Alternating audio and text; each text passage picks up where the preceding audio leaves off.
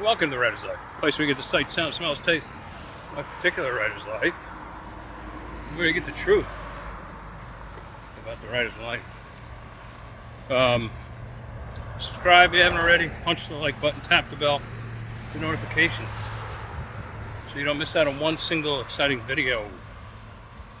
Go to vinceandrew.com, grab up those new thrillers and some of the older ones. They are timeless, so it doesn't matter when they come out.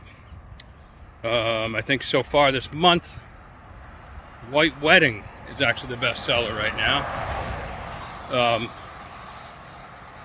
with Hitchhiker coming in a close second, and The Remains is hanging in there.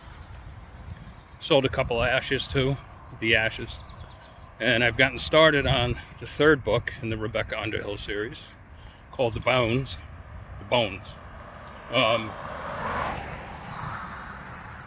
Aptly called The Bones. I'm going to be on that in full force probably by the end of the week, because The Squatter is just about in the can. Cool book. Glad I wrote it. About 150, 160 page book. Short one, which I love. Totally turned out so much differently than I thought, which is always a great surprise. And it turns out it's kind of a Western, like in that The Good and Bad and Ugly, spaghetti Western vein, High Plains Drifter, Clint Eastwood kind of thing. It got me to thinking how so many great books are really like Westerns. That basic plot, take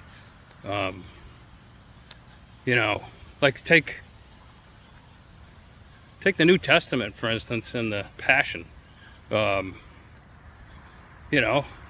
Jesus, in this case, man rides into town, not on horseback, but on assback, right? At first he's welcomed and awed, and he's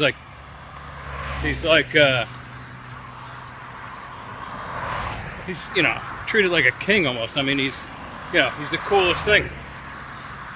And then, but the evil sheriffs or whatever can't have this, because he's a threat to their swamp-like organization. He claims he's going to tear down the temple in 3 days, and they know it's metaphorical. But they're like, see, he said it. He's an insurrectionist. We got to destroy him. And so they set about their evil plans, and they go after him, and they hang him high. And what happens on the third day, the third act? He kicks their asses when he defeats death and is resurrected. It's a really great story when you think about it. That's why they call it the greatest story ever told, I guess.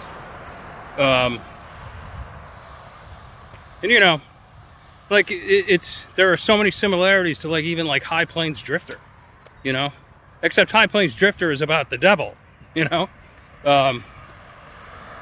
turns out the Clint Eastwood character might not even have been real. He might have been a ghost or a spirit.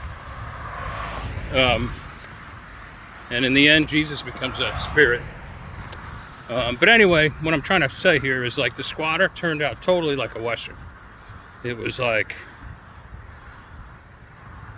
man leaves his home for too long, and Mexican cartel takes it over. And now he's come back to reclaim his property. And it becomes like the Alamo, and it's a battle of good against evil in familiar territory. And I'm not going to give anything away, but when you read it, you'll see that it is definitely inspired by the spaghetti westerns, no question about it. And I love that stuff. I love writing that stuff.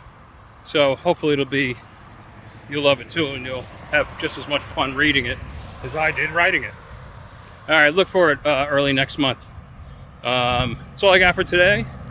Just had a thunder shower. Nice. Clean things up a bit. And I will talk to you later. Ciao, ciao.